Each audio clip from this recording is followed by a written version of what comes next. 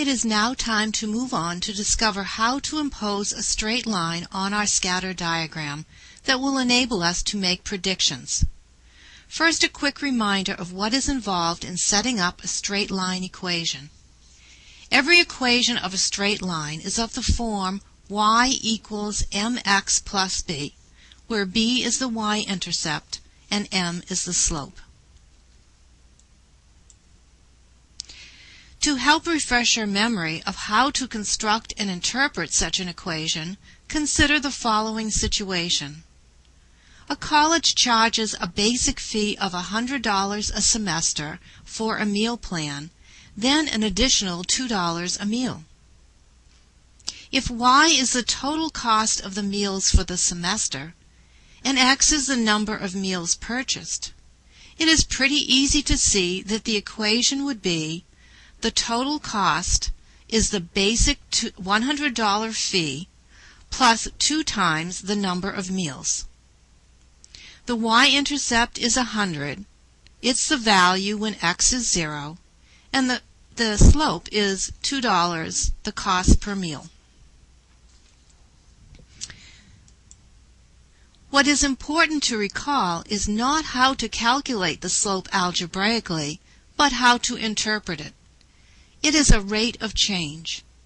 How much y changes compared to x?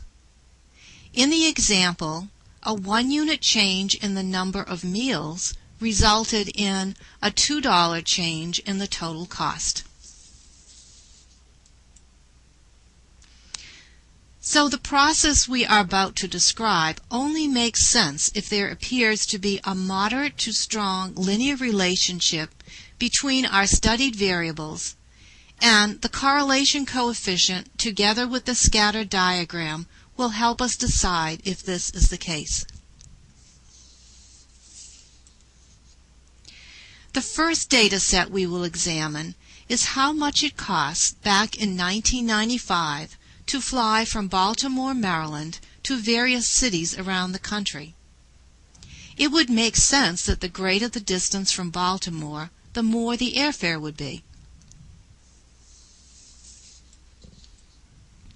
So here is the scatter plot of the data, and as we suspected, there is a strong positive association. So the question becomes, how do we know where to draw the line? We clearly want the line that best fits the data, but how do we do this?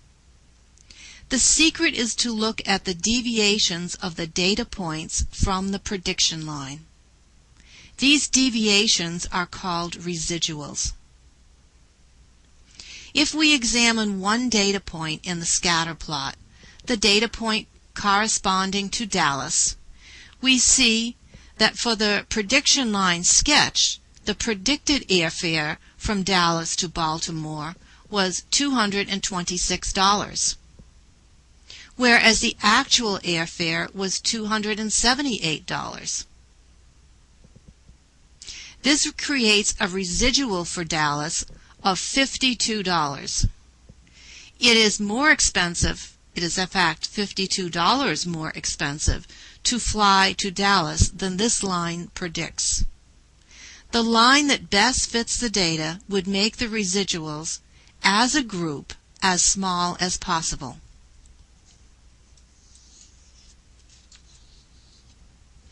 So when we say we want the data to be close to the line, we mean that we want the residuals to be small in absolute value.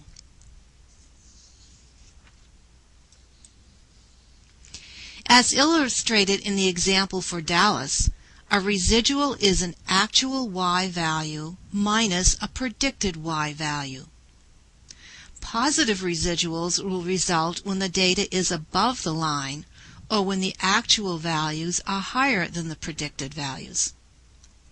Negative residuals will result when the data is below the line, or when actual values are lower than predicted.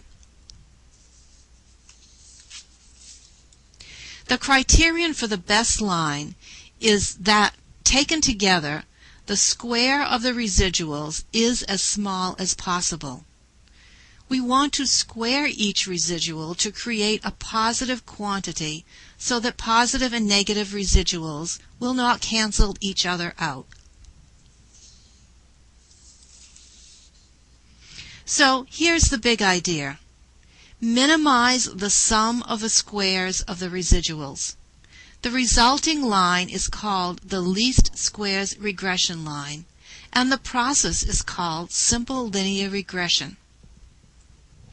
We can use a computer to find the slope and y-intercept of the least squares regression line, but the formulas, which can be derived from calculus, are really quite simple. The slope is the correlation coefficient times the standard deviation of the y's divided by the standard deviation of the x's. You need to compute the slope first. The y-intercept is the mean of the y's minus the slope you just calculated times the mean of the x's. I use StatCrunch to find the means and standard deviations for both the airfares and the distances, as well as the correlation coefficient. Take a moment to pause this video and study how the substitutions are made.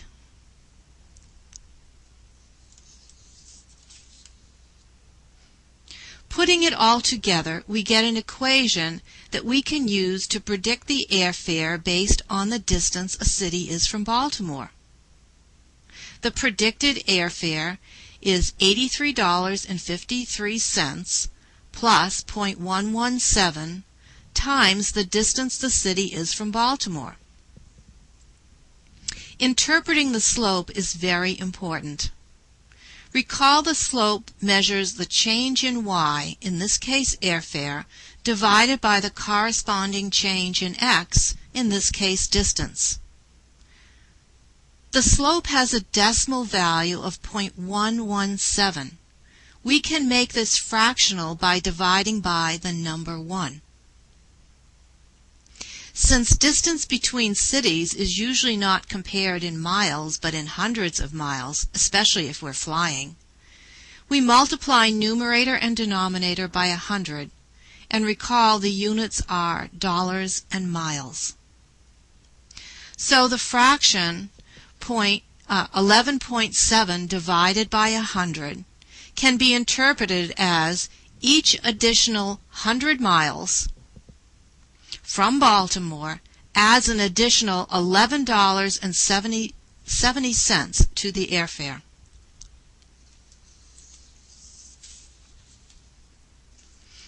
We close by examining two specific cities that were part of our data.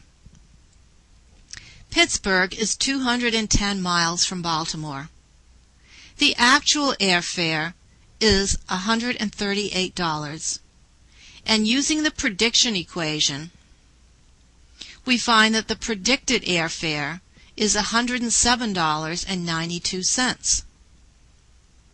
The residual is found by subtracting the actual airfare and the predicted airfare. The residual for Pittsburgh is $30.08. We interpret this as meaning the actual airfare from Pittsburgh to Baltimore is $30.08 more than would be expected based on its distance from Baltimore. If we do a similar thing for St. Louis, we find it has a negative residual of $71.77, indicating that the airfare from Baltimore to St. Louis is $71.77 less than expected based on the distance between these two cities.